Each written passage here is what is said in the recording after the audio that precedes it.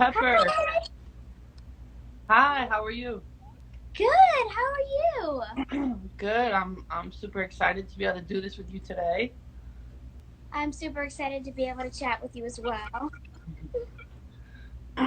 So, I think you're leading the way with this. Am I right? Yes. Whenever you are ready, I'm ready. Awesome. So I have 13 questions for you today. Again, I'm really excited to be chatting with you today. And let's get right into the questions. Perfect. I really want to talk with you about what happened on August 26th. What can you tell us about the WNBA's decision not to play that night and the league's decision to take a unified stand?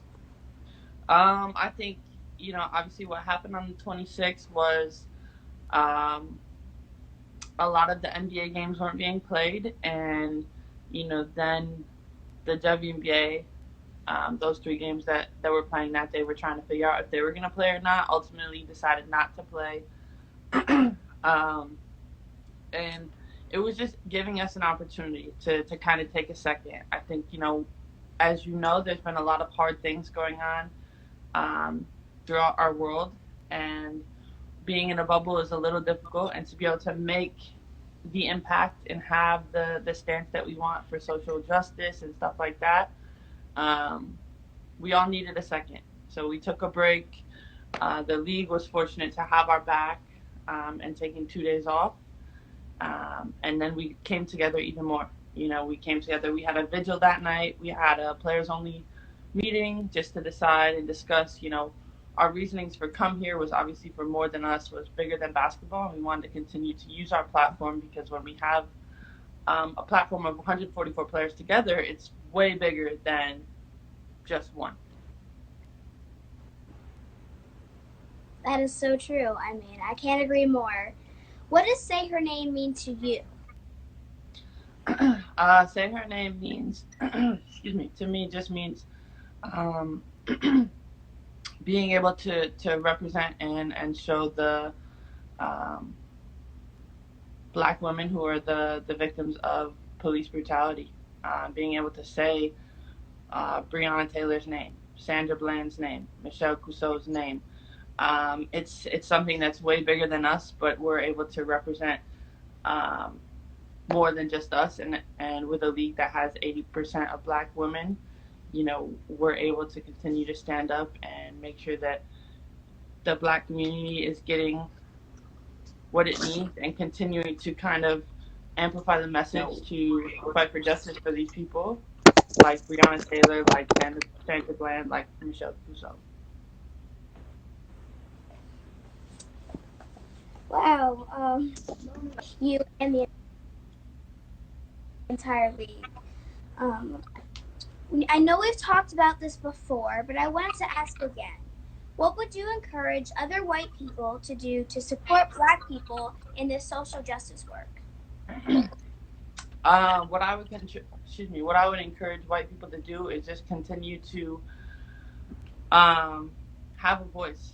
Continue to do the uncomfortable things. Obviously, listening to your black friends, black teammates, black coworkers, whatever the case may be, understanding that what they're going through is not the same as what you're going through, what I'm going through, and really doing your best to continue to speak up and stand out. And I think, for the white people, we're able to have, like I said, uncomfortable conversations with maybe our family, our friends, things that um, black people aren't able to have the same conversations. Yeah, I mean, it's the uncomfortable conversations. You're hearing that everywhere right now, and they're so important. Um, what is the speaking of important? What is the most important part for you to play this season?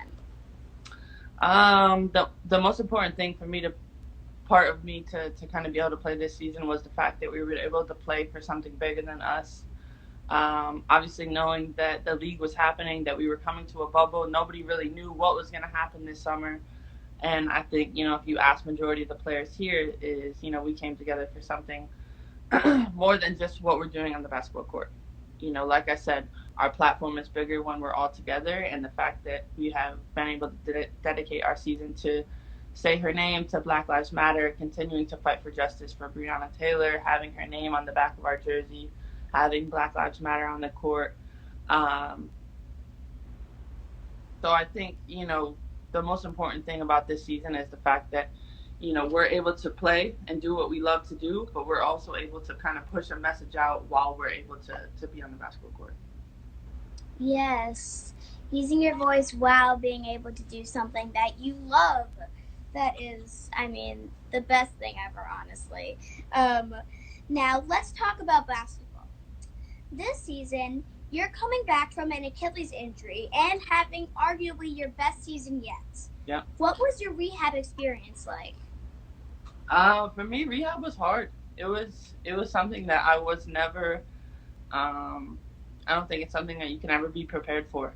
The fact that I was playing and I was doing like I said, I was being able to play the sport that I love, and the fact that I wasn't expecting to get hurt. So it was just a lot of the mental side of things. A lot of mind over matter, a lot of rehab, a lot of frustration because I was sad that I couldn't be playing with my teammates last summer in the WNBA. But I also learned that there's more to life than basketball, and really able to figure that out and enjoy some time for myself that I otherwise don't have. That's true. Like, there's the terrible part of injuries that, like, you don't get to play, but then also the part that you kind of get to spend more time with your friends and your family. And that's the things that don't happen when you're playing professional basketball.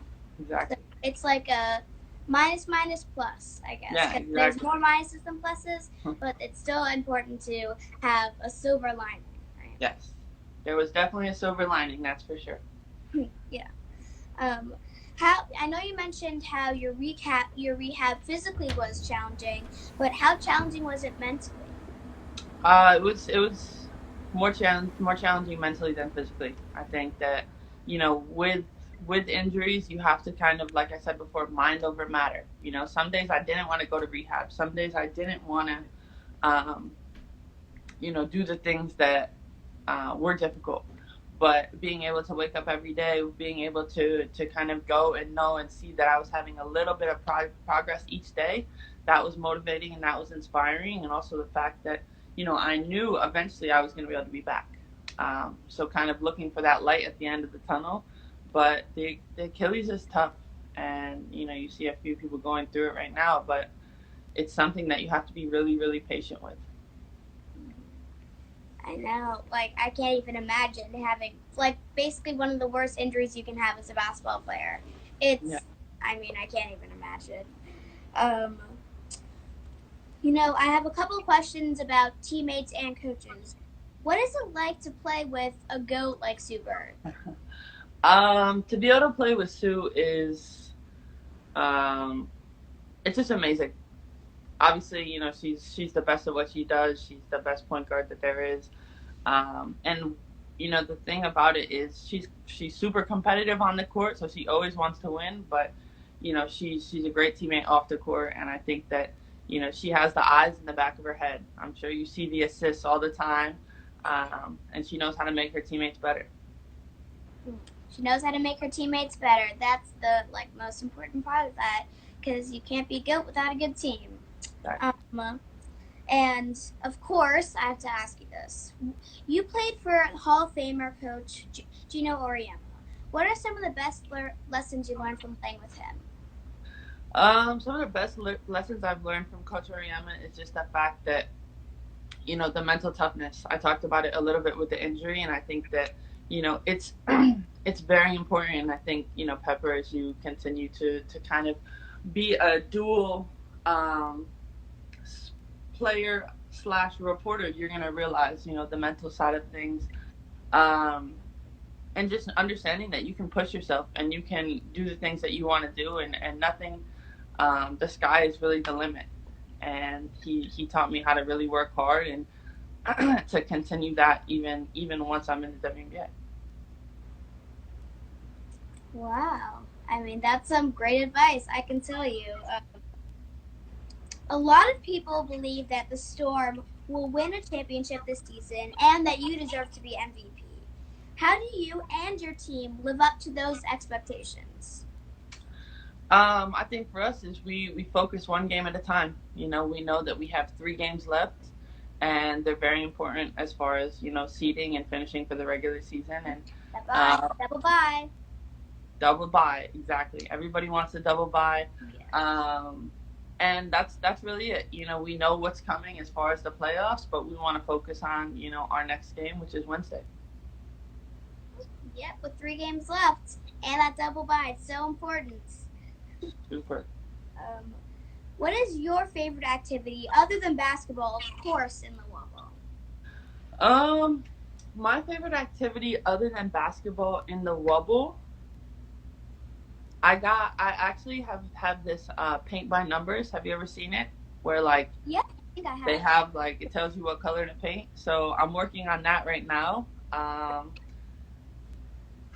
I'm not that artistic, but when it tells me where to paint, I'm a little better. Yeah, it kind of makes it a little bit easier. Exactly. That sounds really fun, though. So we've talked about the Wubble, but we haven't talked about inspiration very much. You inspire so many young people, especially girls like my best friend Paige. Who inspires you, Breanna Stewart? Who inspires me? My parents inspire me. I think that they're people that I've looked up to since I was young. The fact that they're not superstar basketball players or anything like that, but what they've done to kind of make sure my brother and I were able to do what we want and have the opportunities is what's inspiring, and the fact that no matter what they're doing, they're trying their best to kind of be their best in life. I can tell you, I think so many people are inspired by their parents. Players often talk about the moment when they realized it was no longer college. What was your welcome to the WNBA moment? My welcome to the WNBA moment was my first game. So my first game, we played LA in Staples Center. I just came from winning my 4th national championship. I was like, oh, this is gonna be great. I'm playing with Sue. We're on Seattle. Whatever. And we go into the first game, Pepper, and we get smoked. We lost by probably 30. And I was like, whoa. I haven't lost like this in a long time. And it just goes to show you, how competitive the league is. No matter what, you always have to be ready. And we're playing with and against some of the best basketball players in the world. Wow. After this is follow-up question. After losing by almost whatever it was 30 points, how did you come back in the next game, even as a rookie? Just continuing to kind of get focused. You know that the WNBA season, the games turn around very quickly. So we had to quickly kind of see what we needed to be better at, and then take that and implement it on the court, and go into the next game with the right mindset that we were going to do whatever we could to get the win. Wow. But even as a rookie, I can't even imagine that, losing in your first game, but losing by a lot. Oof. Wow. Well, I have one last question for you. What was the best piece of advice you would give to a young girl who wants to play in the WNBA? The best piece of advice that I would give to a young girl who wants to play in the WNBA is continue to kind of go after your dreams. If you want to be in the WNBA, then you can. Obviously, a lot of hard work comes behind that, but you're in a place where there's nothing that's stopping someone from working hard.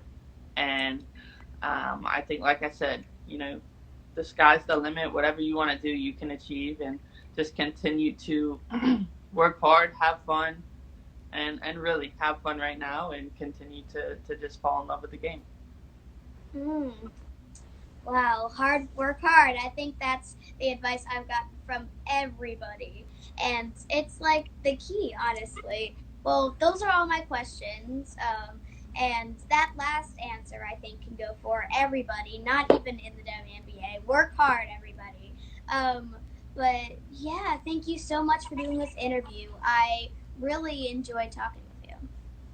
Thank you so much, Pepper. I have one question for you. Which jersey are you rocking? Ooh, I actually just found out I got this today, so it was a big surprise. Can you see it? Yeah, Alicia Clark. Shout out to AC. That's fire. Yes. Thank you. Well, thank you so much, Pepper. I hope you have a great day. And I hope you have a great day too. I'm sure you'll be doing way more of these interviews, and this was amazing. Thank you.